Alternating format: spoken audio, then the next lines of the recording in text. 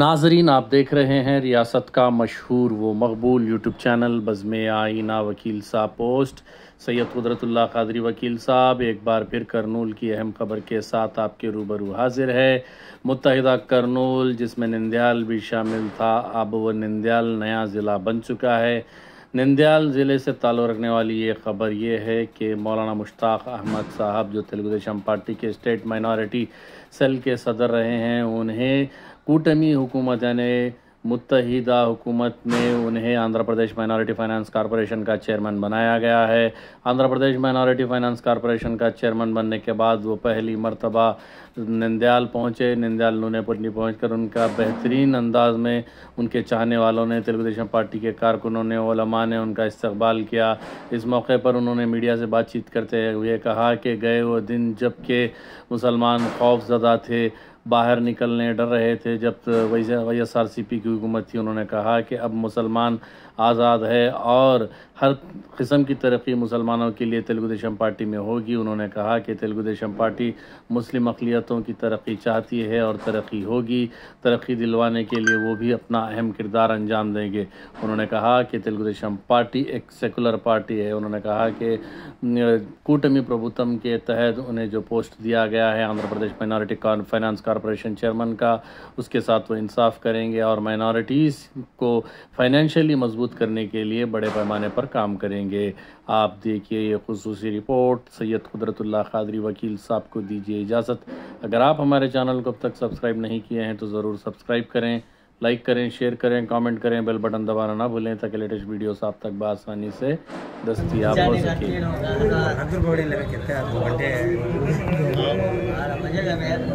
मुख्यमंत्री శ్రీ నారా చంద్రబాబు గారికి ధన్యవాదాలు తెలుపుకుంటున్నాను. అదేవిధంగా education minister and IT minister Nara Lokesh Babu garu, ఆయన ఆధ్వర్యంలో అన్ని అనుబంధ సంఘాలు పని చేసినాయి, విజయవంతంగా పని చేయించారు. ఎవరైతే పార్టీ కోసం కష్టపడ్డారో ముందు నుంచే ఇదే మాట, చంద్రబాబు గారిది, లోకేష్ బాబు గారిది, పార్టీ కోసం ఎవరైతే కష్టపడ్డారో వాళ్ళకి మాత్రమే పదవులు ఖరాఖండ్గా చెప్పేశారు. లోకేష్ బాబు గారికి మరలా మన చీఫ్ మినిస్టర్ నారా చంద్రబాబు గారికి మనస్ఫూర్తిగా ధన్యవాదాలు తెలుపుకుంటున్నాను. మన అందరికీ తెలుసు, గత 5 సంవత్సరాల జగన్ పాలనలో అన్ని విధాలుగా రాష్ట్రం నష్టపోయింది, రాష్ట్ర ప్రజలు నష్టపోయారు. అన్ని సంస్థలు, వ్యవస్థలు దుర్నియం చేశారు జగన్మోహన్ రెడ్డి గారు. మళ్ళీ ఇప్పుడిప్పుడే రాష్ట్రం కోలుకుంది. నారా చంద్రబాబు గారు ముఖ్యమంత్రి అయ్యాక రాష్ట్ర ప్రజలు కూడా ఊపిరి పీల్చుకున్నారు. చంద్రబాబు గారు రాష్ట్రానికి ఒక పెద్ద దిక్కు. చంద్రబాబు గారు ఉంటేనే రాష్ట్రం బాగుపడుతుంది అని భావించి ఏకతాటి మీద వచ్చి రాష్ట్ర ప్రజలందరూ గెలుపు కోసం పనిచేశారు, ఓటు వేయించారు. ప్రతి ఒక్కరికి పేరు పేరున ధన్యవాదాలు తెలుపుకుంటున్నాను. ముఖ్యంగా కూటమికి జై కొట్టిన ముస్లిం నాయకులు, ముస్లిం కార్యకర్తలు, గతంలో ఎన్నడూ బీజేపీతో అలయన్స్ అంటేనే దూరం పారిపోయేది. బట్ దిస్ టైం చంద్రబాబు గారి మీద నమ్మకంతో నేను కూడా రాష్ట్ర అధ్యక్షుడు మైనార్టీ విభాగానికి ఉండి ముస్లింలకి ధైర్యం చెప్పి గత 14 నుంచి 19 వరకు కూడా అలయన్స్ లో ఉన్నాము, ఎటువంటి ముస్లింలకి నష్టం జరగలేదు అని కన్విన్స్ చేసి ముస్లింలకు కూడా దాదాపు ఏకతాటి మీద తీసుకువచ్చి ఓట్లు వేయించాము. ఇప్పుడు మైనార్టీ దేశ చరిత్రలో ఇంత పెద్ద గొప్ప బడ్జెట్ మైనార్టీలకి ఎక్కడ లేదు. 4,376 కోట్ల రూపాయలు ఇచ్చారంటే మనసున్న నాయకుడు నారా చంద్రబాబు గారు. మైనార్టీల పట్ల చిత్తశుద్ధి ఉన్న నాయకుడు నారా చంద్రబాబు గారు. గతంలో కూడా ఎనీ యాక్టివిటీ, అభివృద్ధి కానీ సంక్షేమం కానీ, ఇమాం మౌజుల్లకి గౌరవ వేతనం కానీ, పేద కుటుంబాలు పెళ్లిళ్ళు జరిగితే పెళ్లి కానుక.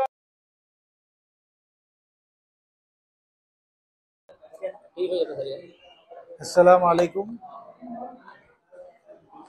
మన ప్రియతమ నాయకులు రాష్ట్ర ముఖ్యమంత్రి నారా చంద్రబాబు గారు స్టేట్ మైనార్టీ ఫైనాన్స్ కార్పొరేషన్ చైర్మన్గా నియమించారు. నారా చంద్రబాబు గారికి, అదేవిధంగా యువ నాయకులు, ఐటీ మరియు విద్యాశాఖ మంత్రివర్యులు లోకేష్ బాబు గారికి మనస్ఫూర్తిగా ధన్యవాదాలు తెలుపుకుంటున్నాను. నన్ను గుర్తించి రాష్ట్ర పదవి మైనార్టీ సెల్ అధ్యక్షుడిగా ఆ పదవికి తగ్గ మైనార్టీలకి దగ్గరగా ఉండి ధర్నాలు దీక్షలు చేస్తూ మైనార్టీలకి అందుబాటు ఉంటూ ఎక్కడ జగన్మోహన్ రెడ్డి ప్రభుత్వంలో ఎక్కడ దాడి జరిగితే కూడా స్పందిస్తూ డే కానీ నైట్ కానీ స్పందిస్తూ, ముఖ్యంగా అబ్దుల్ సలాం కుటుంబంతో సహా ఆత్మహత్య చేసుకుంటే డే నైట్ వర్క్ చేసి 20 days దీక్ష చేసి ధర్నా చేసి, అదేవిధంగా మిస్బా ఆత్మహత్య చేసుకుంటే పలంనేర్ డిఎస్పి కార్యాలయంలో మైనార్టీ సోదరులతో దాదాపు 200 మందితో అక్కడే ధర్నా కూర్చోవడం జరిగింది. ఇటువంటి ఎన్ని సంఘటనలు రాష్ట్ర వ్యాప్తంగా జరిగినాయి. ఫైనాన్స్ కార్పొరేషన్ ముట్టడి కూడా చేశాము. తప్పుడు కేసులు కూడా నా మీద బనాయించారు. అసెంబ్లీ ముట్టడి కూడా చేశాము గతంలో, అప్పుడు కూడా తప్పుడు కేసులు నా మీద బనాయించారు. అయితే కూడా లాస్ అవుతూ కూడా మన మిత్రులకి, మీడియా మిత్రులకి ముఖ్యంగా తెలుసు, మదరసాకు కూడా వైసీపీ హయాంలో లాక్ చేయించారు. బిజినెసెస్కి కూడా పడ్డారు. అయితే కూడా నిలబడి పార్టీ కోసం, రాష్ట్ర ప్రజల కోసం, రాష్ట్ర భవిష్యత్తు కోసం, నారా చంద్రబాబు కోసం, లోకేష్ బాబు కోసం అహర్నిశలు కృషి చేశాను. బెదరకుండా అరాచకాలు అని ఇన్ని కావు, బయటికి రావాలంటే భయపడ్డారు పెద్ద పెద్ద నాయకులు కొంతమంది జగన్మోహన్ రెడ్డి దెబ్బకి.